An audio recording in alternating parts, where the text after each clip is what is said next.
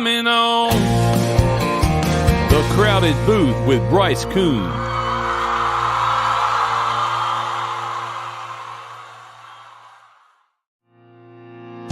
Pile in here and make yourself feel at home. The Crowded Booth is coming on. The Crowded Booth with Bryce Koon.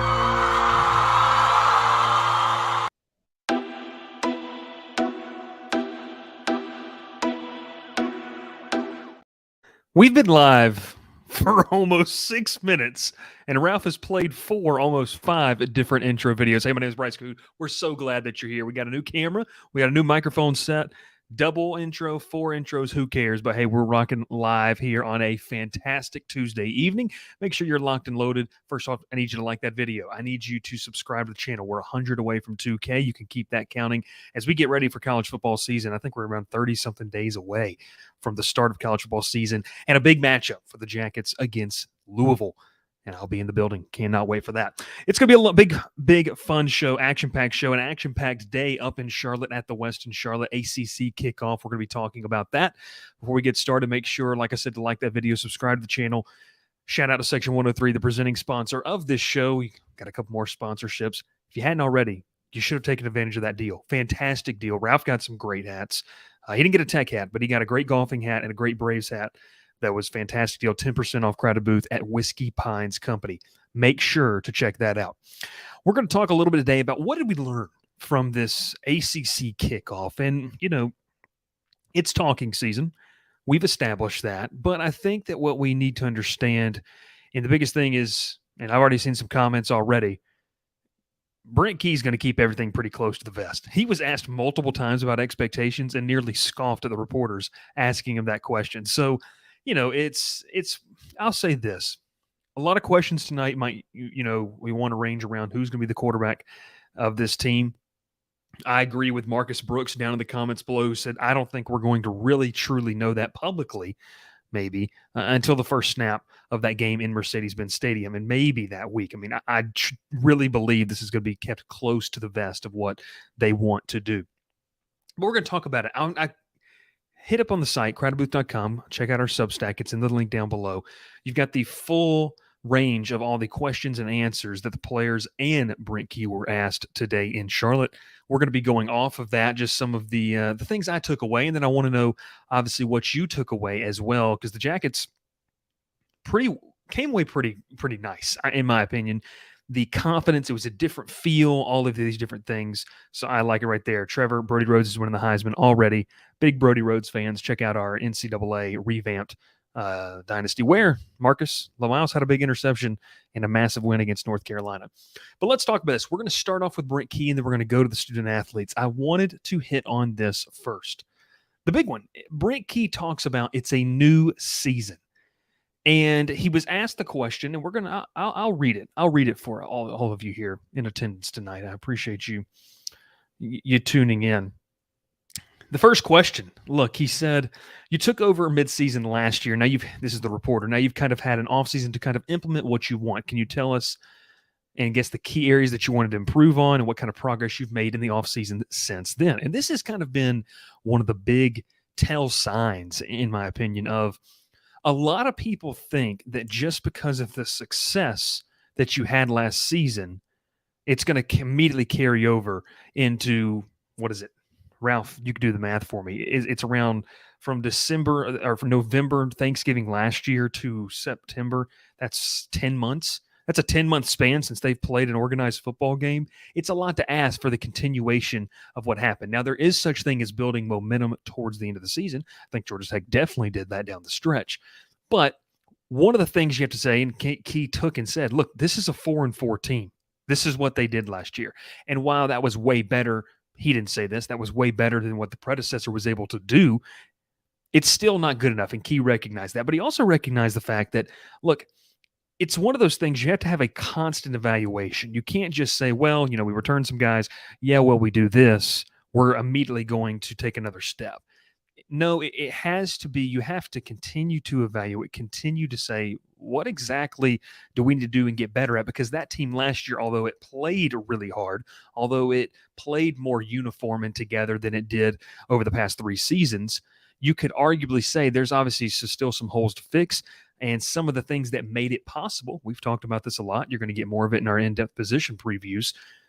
A lot of the things that made it possible, those faces aren't there anymore. So how does it look like to redirect some of that talent, redirect some of that performance and production to other position groups? And so Key talks about being a brand new season. Look, you can't carry over. He goes, you talk about the continuation of last season, but I don't see it that way. Every season is a new season. We have new players, new coaches, and it's a new program. Do you have a little bit of insight and knowledge previously on the roster, maybe where the strengths and weaknesses are? Yeah, but it's a constant evaluation. And so really he talks about from the, throughout that quote, and you can check it out on thecrowdedbooth.com. So really from the top down, it's a constant state of working together and getting better. And so I think it just feeds into a lot of the fan base. And look, we have this conversation on social media. We have this conversation in our Discord about, it's a completely different team than it was at the start of last season. That's very true. But it's also a different team than when Key took over. And while things I expect to be better, I still have some question marks about some different things. And so I think it's one of the things where Key is not tempering expectations, but he's also letting you know, hey, you can't just say because we played well down the stretch that's just immediately going to carry over with no hiccups. And I agree with that. I echo that sentiment as well. Another thing, and it's more of what we've seen out of Key saying, look, this is still a process. And this is kind of just what I took away from it. Very detail-oriented. It's something LeMiles Brooks pointed to as well. But Brooks was quoted in saying, and we're going to get down to that when we talk about, student athletes and their comments. But Key talks about essentially, and what I took away was you need to walk before you run. Look, there's a lot of things that you want to do. He goes, our job is to go out and win games. That's our on-the-field job. People ask about expectations and how you feel like you're going to be able to do those things. He goes, how am I going to sit here and say we're going to put a number count on the amount of wins? Well, now I'm conceding other games. I don't feel that way. I don't operate that way. But it's one of those things that you have to take day by day and step by step. And I think that fits in perfectly with what Key's mantra has been so far as a head coach. Look, we can't take the leaps and bounds that maybe the fan base wants us to. And he gets that, and that's good because, look, if fans were the head coach, this program would have been run into the dirt probably already. But I will say, if Key focuses on the small things, the little things, we talk about special teams production, bringing in a guy like Ricky Brumfield for that. You talk about taking care of the football, eliminating needless errors, mental errors, costly errors that really made the difference in a couple of games last year, the UCF game that probably should have been a win. All of these different things, if you can eliminate those, then you can start worrying about stuff of how explosive can we be on offense. But if you don't take care of the little things, the explosiveness of the offense is really going to be negated or held back by essentially what you can bring to the table if you can't do anything else. And so I like where Key's mindset is say, hey, we have to take care of those little things. He talked obviously about the assistant coaches and the full control. And it also brought me to another sense when they were asked about his staff. Jordan Williams talked about Jeep Wade, LeMiles Brooks, talked about Tavares Tillman. But Key wants to make Georgia Tech a place where, and this is what all great programs strive to be, and it's a hard thing to do. That's why so few have been able to sustain it, is not only be an elite program, not only be a fantastic program and a consistent winner, but be able to, when someone does maybe come poach some talent away, you can turn and say, okay, we've got someone else that can rise up in the ranks. He wants to develop. And that's something too as well. He talks about, wanting to emulate that, but he goes, are there things that you're going to emulate after other coaches? Of course. But are there things you're going to do different? Yes. He goes, I hope every single guy on our staff is taking notes and preparing themselves to become a head coach one day, because that's what I want. I want a staff that people that grow. I've been very fortunate to be around 2 head coaches in my career, and O'Leary and Saban, that promote the growth on their staff and promote elevation of people within their staffs. That is something that is very rare when you see, and it has to happen, I should say, when you want to see sustainability over a course of time. It's one of the big reasons why I think a combination of why a program like Clemson didn't necessarily, I don't want to say go down in flames, but they sputtered after losing top-tier quarterbacks and both coordinators last year. Now, they could be very good this year, but it's one of those things that's so hard to do, and obviously Saban has been able to do that so well. It's something, for a lack of better terms, and we can talk about obviously what Key mentioned with the rivalry, that Athens is doing very well right now too. But if you want to get to that point, you've got to grow and develop, and it brings in a guy like Andrew Thacker, who's another name we're going to mention throughout this, but guys that you can grow, and maybe they take over a head coaching job at a Group of Five program or an FCS school, and they start to build their own staffs. Essentially here, if Brent Key, if we can say in 10 to 15 years that Brent Key has his own coaching tree, things have gone really, really well in Atlanta, and you would hope to not only just say he has a coaching tree, but more is starting to rise up within the ranks of guys getting promoted from maybe analyst to coordinator, or analyst to position coach to coordinator, and then maybe head coach somewhere else. But I think that's really, truly where we want to see this program continue to go. The third thing we want to talk about, and I thought it was kind of funny, was studying the rules on the beach. They asked him about, what was he reading? I think was one of the questions. And he talked about the new rule changes, obviously, that are coming to college football, something that I think is very important, but also, again, shows the attention to detail. And within the joke and the playful banter, it's something, too, that I think that he knows with where this roster is at in the scheme of competing with everyone on your schedule. Look, there's teams that on the schedule you have better talent than. There's teams on the schedule that you probably have equal talent in. But there's a couple teams on the schedule that you really don't have necessarily the Jimmies and Joes to go up against man-on-man, mano-a-mano. So you have to take care of those little things. So the rule changes, figuring out a way to use that to your advantage, or understanding everything so that you don't make a mistake when that time comes. Well, that's something that you have to understand. And so I think in the midst of all of that, Key really did point that out as something he wanted to do. Let's move on to the players here. And I think that this is something, and I just bumped my mic. I got the new setup and I still bumped it.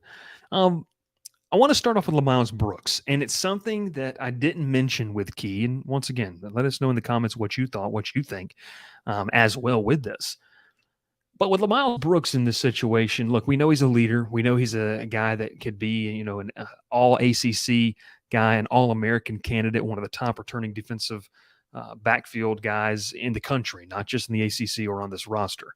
But I loved what he had to say, and he fed off of what Coach Key said. So one, what does this tell me? Well, let's just read it first. LeMiles Brooks was asked this. He goes... First off, it was hilarious. He asked, could you reword the question? But then the question was reworded in this. Is there a personal emphasis for you to change the identity and culture from a fan's perspective and a team's perspective of Georgia Tech? Now, I thought this was very interesting, and not to bring up bad habits of the past, because Brent Key said he hates that.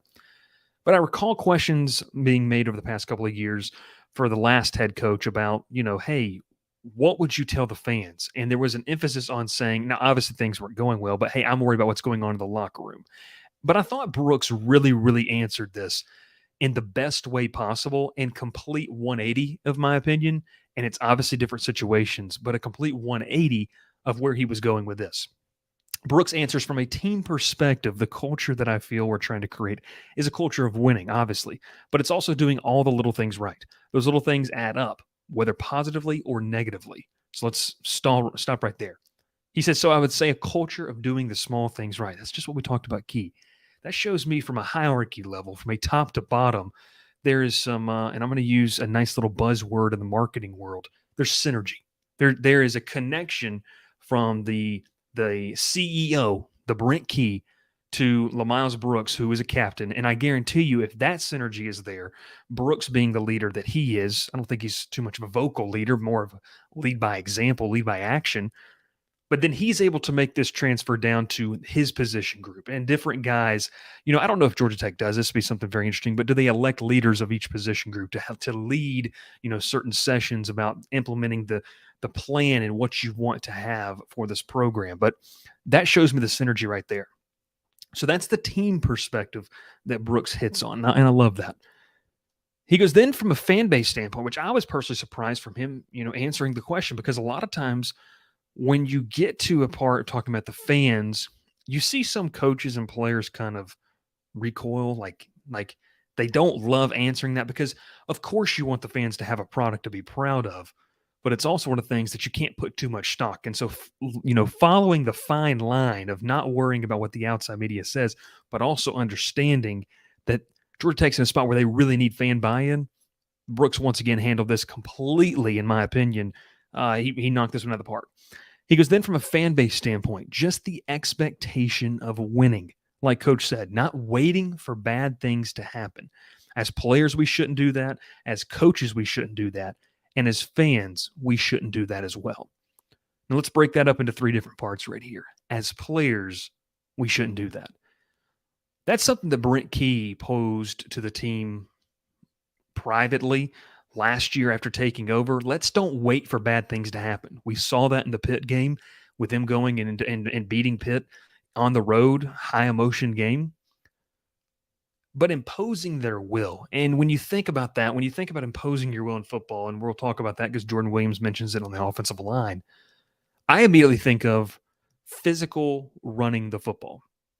But for a guy who plays defense, especially on the back end that says that, it's being on the attack, being on the aggressive. And how many times we talk about this? If you're going to be aggressive, you got to know your role. And so if that's the message in all of this, it's we know what we want to do, and we've got to go out there and execute it to the best of our ability, and not only execute the best of our ability, but impose our will, make them play our brand of football, our style of football, more than they make us play theirs. And I love that. Probably looking a little too much into it, but I really liked that as well. He goes, as coaches, we shouldn't do that. Now, obviously, he was talking about Brent Key, but that's something else too. I mean, Key has assembled a staff that understands, and we've talked with recruits, and we got a recruiting interview coming out tomorrow morning with Troy Stevenson talking just about it, but they understand what's at hand. This is not, while for fans it might be a fresh reset, there is a sense of urgency to get this thing right and get it done in a hurry. And for this year, for guys like LeMiles Brooks, who could possibly be playing his last year in a Yellow Jackets uniform, for other guys, Dante Smith, a guy like Jordan Williams, guys that could exhaust their eligibility if they choose to do so this season. Understanding that while they may not be able to see the long-term goals of what Georgia Tech wants to do and what this program can be in 4, 5, 6, 7, maybe the next decade, but they can be the group that says, nope, we're not doing this anymore. We're going to establish a precedent. We're going to set a precedent. We're going to establish a foundation that turns and says, this is what Georgia Tech football is. And look, we've seen it with a ton of programs, and I hate to bring up a rival in this sense, but, Ralph's behind the scenes, and he and I have talked about this, and I use this example on nearly every single show. But before Clemson, when Clemson was Clemsoning, and, they were losing games they shouldn't, a guy that never really got to see the fruits of that program's labor and maybe what he set the standard for was a guy in Taj Boyd. Solid college quarterback, but set the precedent of this is what a new Clemson is going to look like. And so, we're not trying to compare and say, can Georgia Tech be Clemson? But I'm saying you look across at teams that have risen over the past decade, and you can often point to a group of veteran players, a group of seniors, like I said, that don't get to see a national championship, don't get to see a conference title, don't get to see a New Year's Six bowl game. But what they do get to see is we're going to establish that so the guys that come after us, something the recruits have talked about, and it's something that I really, really thought was interesting as well. So that's from LeMiles Brooks' perspective. He also said the fans, we shouldn't do that as well, which is kind of a call to action. And we could spend the whole thing just talking about what LeMiles Brooks has said. But a call to action to say, look, Brooks is not I don't want to put words into his mouth. He's not a very outspoken guy. I mean, he handled himself fantastic in the press conferences and all the interviews and everything. But as fans, we shouldn't do that as well. You should expect a win. And I think that's trying to change the tide, change the culture, change the mindset, not from just the coaching staff, not from just the players, but also this fan base that, look, we've seen this, we've said this, has just been beaten down. It's been beaten down. I mentioned in our most viewed episode ever, it's a fan base that really has become, in my opinion, to certain extents, some people have just kind of become, not necessarily empathetic, but you just kind of don't care because you've been beaten so bad. And that was obviously before the coaching change. But I do really like and enjoy what LeMiles Brooks was all about and kind of what he said. And those are 3 points right there. That's one quote that we just dove into there for almost 10 minutes and talked about. I love that quote right there. He talks about Tillman, a guy right there. And then one more. He talks about Andrew Thacker. And if we go back one whole year, we could pull up the receipts. Ralph could do it. Ralph's got a great ability to do this.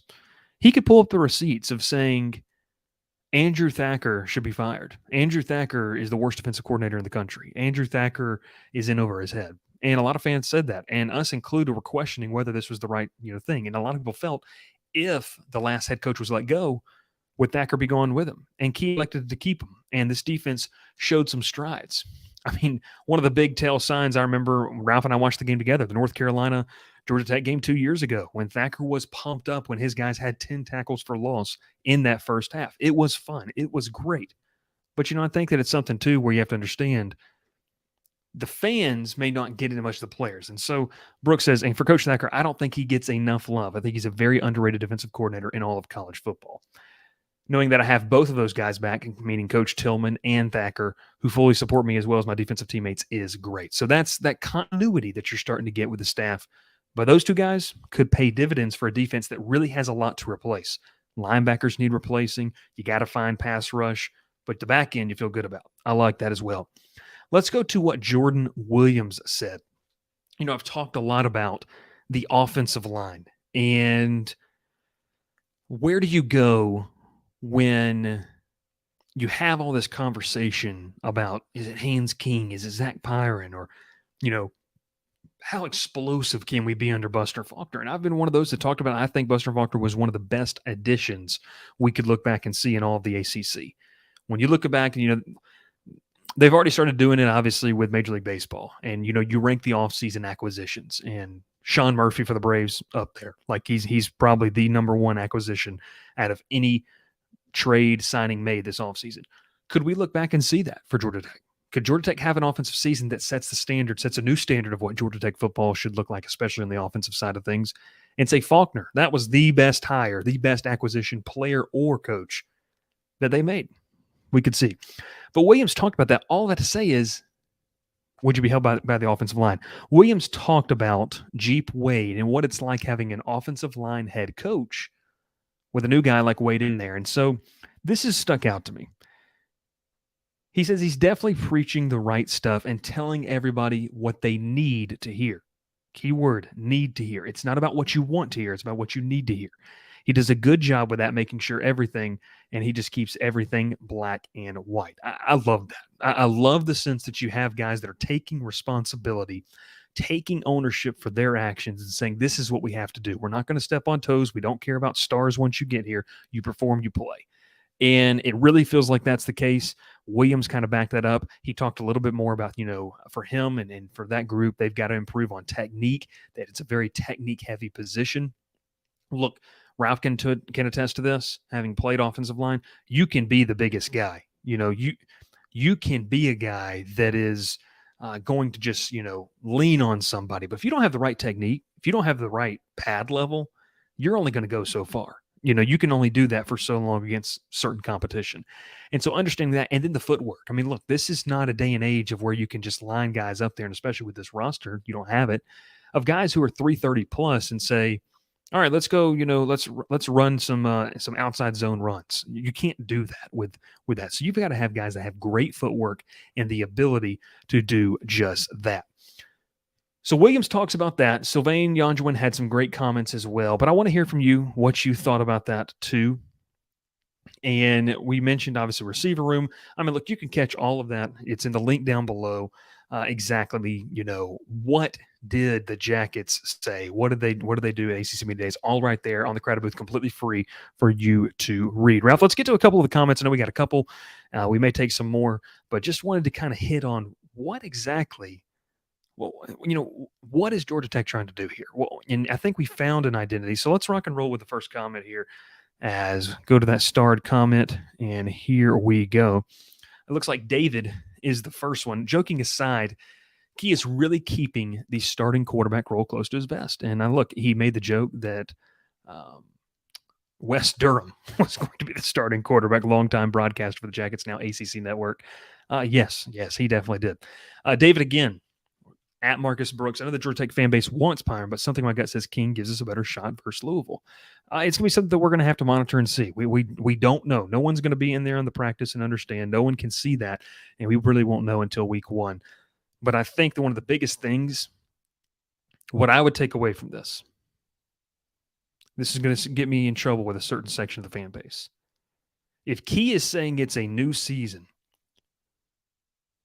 it would lead you to believe that while you respect what happened last year, you can't necessarily just pencil things in because of what happened. Haynes King struggled last year at A&M. Zach Pyron pushed all the right buttons for Georgia Tech and won and is a finer winner. And I'm not trying to sit here and get into an argument of who's going to be the starting quarterback. It doesn't really matter to me. But what I think we do need to say is it really feels like it's a real competition, and it's going to be an opportunity for both those guys. And obviously, I think that you can say who's first or whatever you want to do. No one's trying to say that someone's ahead of anybody, but it's a real opportunity for Haynes King to come in here and win a job. It's a real opportunity for Zach Pyron to build off of what he did last year and do just that. It's going to be very interesting. Let's go to the next one. Nick Nader. Nick, I appreciate you for tuning in, man. That was me. I was definitely out on Thacker, looked lost on the sidelines. Now I think it was more of him thinking, what am I supposed to do when I'm hamstrung by the head coach? It might have been. Let's go to the next one. GT on top, 88. Instead of being enamored with becoming Clemson or Georgia, we need to focus on being a Pitt, NC State, or Wake Forest, which is a tough out. I feel like we can easily out-recruit them and become better than them. I think that the potential is there. I agree with you there. To be able to out-recruit those guys, you've got to be able to win, and it's something that I've preached. Look, every single player was talking about, or Key and Williams both mentioned the fact of, respecting what's happening in Athens, but wanting to make a change. And I think that, for me, I like the vantage point, and that's where I encourage. Look, fans are fanatics, and I completely understand it. That's what's going to happen. But I understand. I understand why we continue to have these conversations, because you want to be better than them, but you've got to take the baby steps, and that's all in the mindset, in my opinion, of what Key's trying to preach. Look, he was really cool at his press conference when he talked about wanting to beat that team in Athens, and it riled a lot of us up, and that's fantastic. That's great. But you got to be able to beat Virginia consistently, beat Duke consistently, beat NC State, beat Wake Forest. You've got to kind of work yourself up the ladder. Very rare do you see programs that are able to take that step up and continue to move in that direction at such a rapid pace. It happens, but I'd rather see a team that has a gradual incline to the top than a flash in the pan and only around for 2 to 3 years. Let's get to the next question here. Marcus Brooks, appreciate you, Marcus, for tuning in. I can honestly see both QBs playing in game number 1. See them both versus game competition. I don't love 2 quarterback systems. I think that it takes away. It also puts a sense, it plays on the mental side of things with quarterbacks. Ralph and I've talked about that a lot. If a guy's constantly think he's going to take out of a game for a bad pass. But Marcus, I do agree with you here. I think seeing them against the same competition and having a plan and a purpose for them. It can't be something where you say, okay, Pyron, you're going to get the start. You're going to have the first 5 series, and we'll go from there. And King, you're going to get the next 5. You play in the ebbs and the flows of games because you're still trying to win a football game. And I don't think he's going to risk that. But I think that being able to see, you have to have a dialed-in plan and purpose, because we saw when this team, no matter who plays quarterback, okay, no matter who, remember the Georgia game? When they have a plan and purpose and a game plan designed specifically for whoever's under center, you can have success. And so I agree with you there. I think that. Let's go to Brad Morrell here with this comment. Brad, appreciate you for tuning in. Nothing matters except what's on the field. The media all sound impressed with Key, but they sound the same talking to comments previously. This is all filler until the season starts. And Brad, although it's talking season, this is what we get paid to do, I'll forgive you. I do understand and completely understand where you're coming from. And so it is, you're right. If Georgia Tech goes 3-9 this year, then none of this really matters. I just am pointing out things that I think I like what he said, and I like the demeanor of where he went. I think he handled the media well. I think all 4 participants did very well with that. Let's go to Gregory Westbrook. Greg, appreciate you tuning in here with this comment. My hope is Braylon Oliver and Andre White can get enough pressure to let Brooks do his thing. We'll see how much they dial up. with that linebacker blitz with those two guys. Andre White, a guy that's got a lot of speed. Oliver, a guy that's a really physical thumper. Going to be very, very interesting to watch that. Dr. Bob. Oh, my bad. I accidentally clicked around. Apologies. Key has to go with a guy who every other guy in the locker room knows is the guy. Coaches like who get in trouble by picking favorites. You have to play the guy regardless of whom it is. Dr. Bob, I'm once again appreciate you for calling in 2 weeks ago on the show. No call lines tonight, but I do agree with you there. I like what you said. Nick Nader, let's go to that comment. Why would you want to be those schools? The goal should always be a Clemson or Georgia. So it's a great question. Saying I don't want to speak for, and Ralph, let's go back up to that comment. Who was that? I don't think we have it started anymore. GT on top 88. So GT on top 88 is we need to focus on being a Pitt, NC State, or Wake Forest. Now go back down to Nick Nader. Nick, I just want to pose this question to you.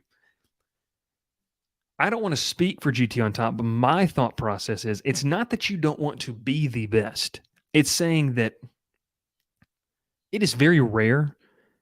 Like if Georgia Tech went 10-2 this year and then just won 9 to 10 games for the next decade, sure, I'm not saying I wouldn't take that. I'm just saying the rarity at which that happens, that's kind of crazy. But being able to build and go up the rungs of the ladder and say we're building for the long haul, we're not against a 10-win season, we're being one of the best programs in the country. We just want to build up to not have a drop off, to not have a year where, let's say they go 7-5 this year. Let's say they go 6-6 this year. They go 8-4 next year. Then they go 9-3, and then they go 10-2, 9-3, 9-3, 10-2, and they do that for a run. That would be a lot better than this year they go 10-2, and next year they go 4-8, and then it's just this topsy turvy. Because expectations have got out of whack. Maybe you don't really have what you thought you had, or maybe sometimes guys just have a great season and it's not really who they are. So, I understand the argument you're making here. It's just more for me understanding where, it would be very interesting. Let's go to Trevor B388 here. Just a couple more minutes before we get out of here for the evening. I would say it's more likely to have each start one of the first couple games than playing both in the first game. Fair point, Trevor. I just don't think you're going to have the same level of competition.